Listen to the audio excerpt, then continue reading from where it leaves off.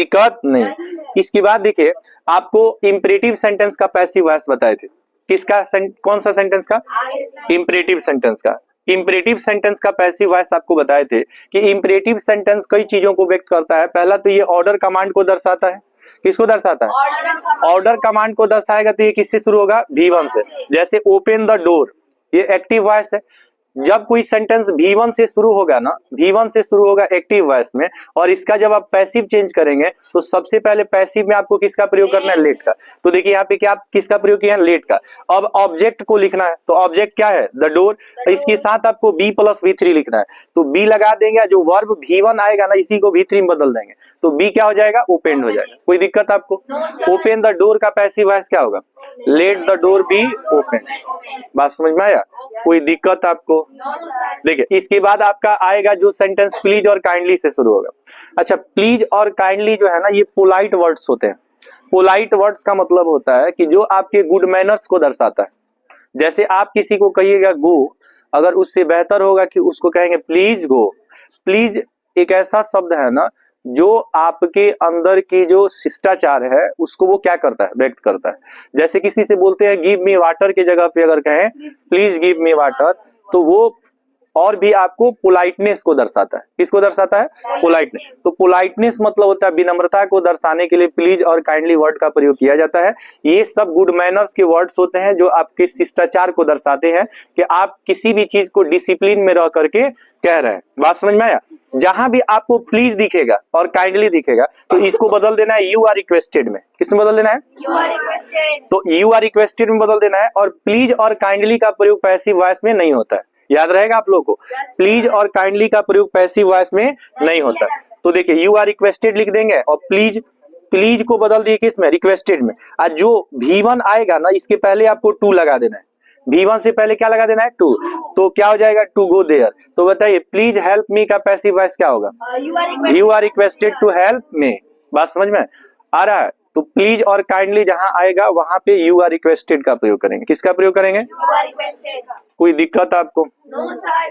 अब देखिए ये दोनों सेंटेंस आपका अफर्मेटिव सेंटेंस था। कौन सेंटेंस था? अफर्मेटिव। अब इसका हम लोग बनाएंगे निगेटिव सेंटेंस। कौन सेंटेंस? अच्छा, इंपरेटिव का भी निगेटिव बनता है जिसको हम लोग फॉरबिड के नाम से जानते हैं। किस नाम से? फॉरबिड मीन्स होता है मना करना, वर्जित करना, यानी किसी चीज को रोकना, उसी को हम लोग फॉरबिड बोलते हैं। जैसे डोंट गो देयर, वहां मत जाओ, तो you are ordered not to go there. आप चाहे ना तो ये जो फॉरबिड है ना इसको आप थर्ड फॉर्म में फॉरबिड में भी बदल सकते हैं। जब फॉरबिड भी आप चेंज करेंगे ना तो यहाँ पे नॉट नहीं लगेगा। क्या नहीं लगेगा? नॉट। यू आर फॉरबिड हो जाएगा। क्या हो जाएगा? You are forbid. फॉरबिड का मतलब होता है मना करना, और नॉट नहीं लगेगा। फॉरबिड के साथ नॉट का प्रयोग नहीं किया जाता है। बात समझ में आया कि नहीं है?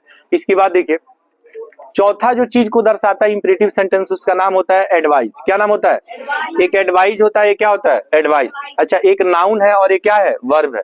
सीई जहां होता है वो नाउन होता है। सीई होगा तो नाउन। जैसे प्रैक्टिस में यहाँ पे देखिए सीई है तो इसको क्या बोलेंगे? एसई होगा तो वर्ब कहेंगे। एसई होगा तो क्या कहेंगे? वर्ब। जैसे रेस्पेक्ट योर पेरेंट्स या रिस्पेक्ट योर टीचर्स, ऐसा आपको सेंटेंस दे दे एक्टिव वॉइस में, और आपको बदलना हो पैसिव वॉइस। कौन सा वॉइस? पैसिव। तो आप क्या करेंगे? सबसे पहले देखिए जो आपको ऑब्जेक्ट है उसको सब्जेक्ट बनाएंगे। बताइए इसमें ऑब्जेक्ट क्या होगा? योर पेरेंट्स, तो योर पेरेंट्स को पहले लिख देंगे। योर टीचर्स होगा तो योर टीचर्स को पहले लिख देंगे। बात समझ में आया? आप बताइए एडवाइस को दर्शाने के लिए ठीक है किसका प्रयोग किया जाता है? शुड का। और शुड एक मॉडल एक्जुअली वर्ब होता है। बाबू क्या हो रहा है? ध्यान नहीं है, बोर्ड पर ध्यान नहीं है, समझ रहे हैं? तो शुड हो जाएगा। शुड के बाद हम किसका प्रयोग करेंगे? बी का। किसका प्रयोग करेंगे? किसी भी मॉडल एक्जुअली वर्ब का पैसिव वॉइस बनाने के लिए बी। अब बी + V3 लगेगा तो रिस्पेक्ट का V3 क्या होगा? रिस्पेक्टेड हो जाएगा। तो योर पेरेंट्स शुड बी क्या हो जाएगा? रिस्पेक्टेड हो जाएगा। अच्छा, लव योर कंट्री है तो लव योर कंट्री का पैसिव वॉइस बनाएंगे तो सबसे पहले योर कंट्री हो जाएगा। योर कंट्री हो जाएगा। और योर कंट्री और एडवाइस को दर्शाने के लिए किसका प्रयोग करेंगे? शुड बी हो जाएगा love. Your country should be love. लेकिन आप याद रखेंगे कभी कभी ऐसा होगा ना कि जैसे इसमें ऑब्जेक्ट दिया है, इसमें ऑब्जेक्ट आपको नहीं देगा। जैसे वॉक इन द मॉर्निंग, यहाँ पे इन द मॉर्निंग आपका अदर वर्ड है, इसमें ऑब्जेक्ट नहीं। तो जब ऑब्जेक्ट नहीं रहता है ना तो यू आर एडवाइज्ड का प्रयोग किया जाता है। किसका प्रयोग किया जाता है? You are. आपको एक नोट जानना है एक नोट जानना है। नोट क्या जानना है समझिए। जैसे इंपरेटिव सेंटेंस बना रहे हैं आप, क्या बना रहे हैं? इंपरेटिव। तो इंपरेटिव सेंटेंस में एक जिसमें ऑब्जेक्ट रहेगा और एक जिसमें ऑब्जेक्ट नहीं रहेगा। तो नो ऑब्जेक्ट हो और क्या हो? ऑब्जेक्ट हो। जब कोई इंपरेटिव सेंटेंस बनाइएगा तो ऑब्जेक्ट हो भी सकता है और ऑब्जेक्ट नहीं भी। जो जिसमें ऑब्जेक्ट नहीं होगा, जिसमें ऑब्जेक्ट नहीं होगा उसमें आप एक वर्ड, एक सेंटेंस का प्रयोग करेंगे यू आर, और जैसे ऑर्डर होगा तो ऑर्डर्ड में बदलेंगे, ठीक है। कमांड होगा तो कमांडेड में बदलेंगे, कमांडेड होगा। अगर देखिए रिक्वेस्ट होगा तो रिक्वेस्टेड में बदलेंगे, ठीक है। फॉरबिड होगा तो फॉरबिड में बदलेंगे, और एडवाइज होगा तो एडवाइज्ड में बदलेंगे। बात समझ में आया? और आपको करना क्या है कि जो V1 आएगा उसको बदल देना है 2 प्लस किस में? V1। 2 प्लस किस में बदल देना है? V1। अच्छा, ऑब्जेक्ट वाला पैसिव अलग तरीके से बनता है, ऑब्जेक्ट वाला पैसिव अलग तरीके से बनता है। जैसे अगर मान लीजिए कि अगर ओपन द बाबू ओपन द डोर दे दिया, तो बताइए इसमें ऑब्जेक्ट है कि नहीं है? है, एक्टिव। अब इसको चेंज करेंगे किस में? पैसिव में चेंज करेंगे। किस में चेंज करेंगे? पैसिव में चेंज करेंगे। बाबू हर्षित, इसको पॉज करो।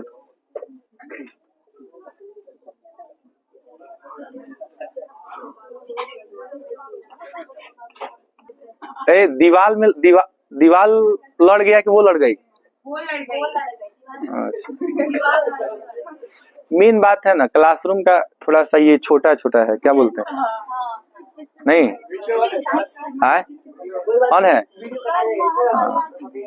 नहीं, वही दरवाजा छोटा छोटा है। नहीं जी, वो कहती है हम झुकेगा नहीं। मत झुको, मत झुको, जाके लड़ो।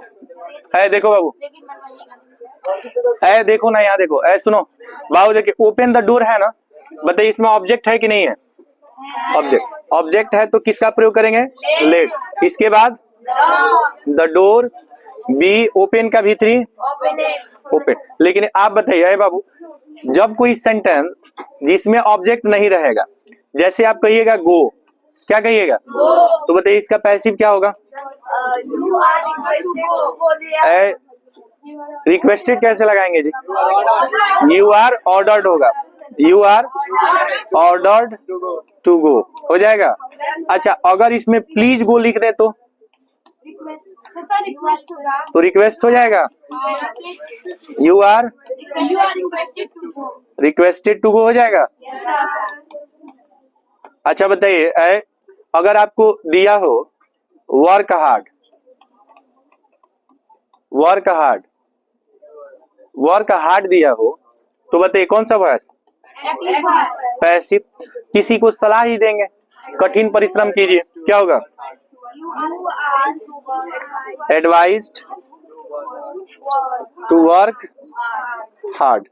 तो ये नोट में आपको याद रखना है बाबू कि जब किसी सेंटेंस में, इंपरेटिव सेंटेंस में वर्ब के बाद ऑब्जेक्ट नहीं रहता है, वर्ब के बाद ऑब्जेक्ट, तो सेंस के अनुसार उसे ऑर्डर्ड में, कमांडेड में, रिक्वेस्टेड में, फॉरबिड में और एडवाइज में क्या कर देते हैं? चेंज कर देते हैं। बात समझ में आया? तो यहां तक हम लोग पढ़ लिए थे। अब यहां से हम लोग को एक नया टॉपिक स्टार्ट करना है, सेंटेंस बिगिनिंग विद लेट। सुनो बाबू, यहां से आपको समझना है, सखी यहां से आपको समझना है, ये एक नया टॉपिक है और यहां से आप लोग को समझना है। जैसे रूल नंबर हम 22 आपको बता दिए थे, रूल नंबर 22, तो उसमें एक आपको नोट जो है ना, एक नोट जान लेना है कि मतलब इंपरेटिव इंट्रांजिटिव होगा तो उसमें ऑर्डर्ड, कमांडेड, रिक्वेस्टेड में बदल देंगे। तो यहाँ पे हम लोग यहाँ से जानेंगे रूल नंबर 22, इसको मान लेंगे, एक को नोट मान लेंगे। यहाँ पे रूल नंबर 22 क्या कह रहा है, जैसे समझिए, सेंटेंस बिगिनिंग विद लेट। अब एक बात समझना है आपको कि लेट क्या होता है। ये लेट क्या होता है, सुनिए ध्यान से। LET, लेट जो है एक वर्ब है जिसका अर्थ होता है आज्ञा या आदेश देना, आज्ञा या आदेश देना। इसके पहले आप देखे थे कि ना पैसिव वॉइस में लेट लगता है, लेकिन यहाँ पे एक्टिव वॉइस ही आपका लेट से शुरू होगा। एक्टिव वॉइस ही किससे शुरू होगा? लेट से शुरू होगा। एक्टिव वॉइस किससे शुरू होगा बताइए? लेट से शुरू होगा, याद रखिएगा। जैसे देखिए यहाँ पे हो जाएगा लेट। जैसे अगर आप कहिएगा, कोई सेंटेंस ले लीजिए, let him let me do this work, do this work, late me do this work, ठीक है। अब यहाँ पे बताइए बाबू है, यहाँ पे सेंटेंस किससे शुरू हो रहा है? लेट से। अब इसमें डबल ऑब्जेक्ट आपको दिखेगा, एक मी और एक दिस वर्क, दो ऑब्जेक्ट है। तो सुनिए, एक तो लेट हो जाएगा, इसके बाद एक हो जाएगा ऑब्जेक्ट वन, और इसके बाद डू क्या है, फिर भी वन आ जाएगा, और यहाँ पे दिस वर्क आपका क्या है, ऑब्जेक्ट है, इसको ऑब्जेक्ट टू मान लेंगे। अदर वर्ड होगा तो लिखेंगे, नहीं होगा तो कौन सा, फुल स्टॉप। इंपरेटिव सेंटेंस के अंत में भी फुल स्टॉप का प्रयोग किया जाता है। अब आप इसको पैसिव में बदलेंगे, किसमें, पैसिव में बदलेंगे। देखिए ये एक्टिव वॉइस है, इसको बदलना है किस वॉइस में, पैसिव वॉइस में। क्या करेंगे, लेट है तो लेट लिखेंगे, लेट है तो लेट लिखेंगे, ठीक है। अब क्या करेंगे, सबसे पहले लेट को क्या लिखना है, लेट, और जो ऑब्जेक्ट टू है ना उसको पहले लिख देना है। ऑब्जेक्ट टू को क्या करना है, पहले लिख देना है, और इसके बाद आपको बी प्लस क्या लगाना है, B3। अब बाई के साथ ऑब्जेक्ट वन को आपको क्या कर देना है, जोड़ देना है। अदर वर्ड होगा तो लिखना है, नहीं तो क्या हो जाएगा, फुल स्टॉप। अब एक बार फिर से समझ लीजिए, देखिए इसमें ऑब्जेक्ट कितना है, दो, तो ऑब्जेक्ट टू को कहाँ लिखना है, पहले, ऑब्जेक्ट वन को बाई से क्या कर देना है, जोड़ देना। तो बताइए लेट यहाँ पे क्या हो जाएगा, दिस वर्क, वर्क बी हो जाएगा, डन बाई मी हो जाए। तो लेट कह रहा है कि let me do this work का पैसिव क्या हो जाएगा, let this work be done by me. बात समझ। जैसे आप एक और सेंटेंस ले लीजिए, जैसे आप सेंटेंस एक और ले लीजिए कि एक्टिव वॉइस में अगर सेंटेंस दिया कि let her sing a song, sing a song, let her sing a song, उसे गाना गाने दो। हिंदी क्या होगा इसका, उसे गाना गाने दो। अब इसको आपको पैसिव में बदलना है, तो सबसे पहले क्या लिखना है, लेट लिखना है, लेट लिखना है। अब आप बताइए ऑब्जेक्ट क्या है, ये सॉन्ग हो जाएगा, और बी सॉन्ग का भीतरी क्या होगा, सॉन्ग बाई, और बताइए हर है तो हर। इसमें कर क्या रहे हैं, ऑब्जेक्ट टू को पहले लिख दे रहा है, ऑब्जेक्ट वन को बाई से जोड़ दे। कोई दिक्कत आपको, ये सेंटेंस किससे शुरू हो रहा है, लेट से। बताइए एक्टिव वॉइस में इसमें डबल ऑब्जेक्ट आ जाएगा, कितना ऑब्जेक्ट आ जाएगा, डबल ऑब्जेक्ट आ जाएगा, ठीक है। अगर कहेंगे कि let him complete the work, complete the work, बताइए कितना ऑब्जेक्ट है इसमें, दो। अब इसको हम लोग चेंज करेंगे किसमें, पैसिव वॉइस में, पैसिव वॉइस में चेंज करना। ये कौन सा वॉइस हो गया, एक्टिव। चेंज करेंगे किसमें, तो क्या हो जाएगा, लेट, लेट। अब बताइए इसमें ऑब्जेक्ट सेकंड क्या है, द वर्क, इसके बाद किसका प्रयोग करना है, बी। अब बताइए कंप्लीट का भीतरी, कंप्लीटेड, इसके बाद बाई, और क्या है, हिम। ये रूल समझ में आ गया आप लोगों को। जब सेंटेंस लेट से शुरू होता है और डबल ऑब्जेक्ट रहता है तो ऑब्जेक्ट टू को पहले लिखा जाता है, ऑब्जेक्ट वन को बाई से जोड़ दिया जाता है, और बी प्लस B3 का प्रयोग किया जाता है। किसका, B plus B3, object one को बाई से जोड़ दे। कोई दिक्कत इसमें। लेकिन कभी कभी ऐसा होगा ना कि एक ही ऑब्जेक्ट रहेगा, लेट के बाद सिंगल ऑब्जेक्ट रहेगा, लेट के बाद कौन सा ऑब्जेक्ट रहेगा, सिंगल ऑब्जेक्ट रहेगा। लेट के बाद कौन सा ऑब्जेक्ट रहेगा, सिंगल। सिंगल ऑब्जेक्ट आपका जैसे ऑस आ जाएगा, क्या आ जाएगा, ऑस, ऑस आ जाएगा, या अपोस्ट्रोफी एस आ जाएगा, लेट्स हो जाएगा, ठीक है। और प्लस इसमें V1 आ जाएगा, क्या आ जाएगा, V1। और अदर वर्ड होगा, और प्लस इसमें क्या होगा, फुल स्टॉप होगा। ये आपको नोट में एक चीज समझना है अरे बाबू, कि जब सेंटेंस नोट में आपको समझना है कौन सा वॉइस है, एक्टिव। पैसिव में जब चेंज कीजिएगा ना, तो देखिए अगर आप कहिएगा कि जैसे कहिएगा कि लेट्स डांस कहिएगा, या लेटस डांस कहिएगा, लेटस डांस, ये दोनों एक ही सेंटेंस है। दोनों कौन सा वॉइस है, एक्टिव वॉइस। लेट्स डांस है या लेटस डांस। लेट अस का ही शॉर्ट फॉर्म लेट्स होता है, लेट अस का ही शॉर्ट फॉर्म क्या होता है, लेट्स होता है, ठीक है। तो जब आप इसको, ये कौन सा वॉइस है, एक्टिव। अब इसको चेंज करेंगे किसमें, पैसिव में। आप बताइए इसमें ऑब्जेक्ट कितना है, एक। तो जब सिंगल ऑब्जेक्ट रहेगा ना, सिंगल माने कितना होता है, एक। जब एक ऑब्जेक्ट रहेगा तो आप इसमें प्रयोग करेंगे इट इज सजेस्टेड का। किसका प्रयोग करेंगे, इट इज सजेस्टेड, और इसके साथ साथ डैट लगाएंगे आप। और जो यहाँ पे अस है ना, इसको आप नॉमिनेटिव केस में बदल देंगे। किस केस में, तो अस का नॉमिनेटिव केस क्या होता है, वी। आप बताए थे ना, आई का मी, वी का ऑस, तो ऑस का नॉमिनेटिव किसका हो जाएगा, वी। अब इसके बाद जो है ना, ये सलाह को दर्शाता है तो शुड प्लस V1 का प्रयोग किया जाता है। अदर वर्ड होगा तो लिखेंगे, नहीं तो फुल स्टॉप। ठीक है। अब जैसे देखिए, लेट्स डांस का अर्थ होता है चलो नाचें या चलो नाचते हैं, दोनों अर्थ होता है। लेट्स डांस का मतलब क्या होगा, आओ नाचें, चलो नाचें या चलो नाचते हैं। तो अब इसको पैसिव में जब चेंज कीजिएगा तो सबसे पहले आपको लिखना है इट इज सजेस्टेड।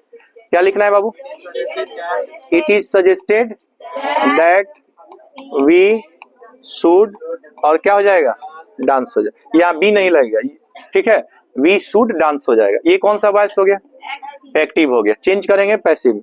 एक्टिव में एक और सेंटेंस ले लीजिए, लेट अस, कह रहा है कि let's go there, let's go there.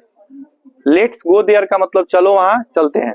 अब इसको हम लोग किस में बदलेंगे, पैसिव में। पैसिव में जब बदलेंगे तो सबसे पहले किसका प्रयोग करना है, it is suggested that we should go there. बात समझ में आया। तो कह रहा है कि जब लेट के साथ सिंगल ऑब्जेक्ट रहेगा, कौन ऑब्जेक्ट, सिंगल ऑब्जेक्ट, तो सिंगल ऑब्जेक्ट रहने पर आपको किसका प्रयोग करना है, इट इज सजेस्टेड दैट। इसके बाद इसको बदल देना है किसमें, वी में, और शुड प्लस किसका प्रयोग कर देना है, V1 का। बात समझ में आया। यहाँ तक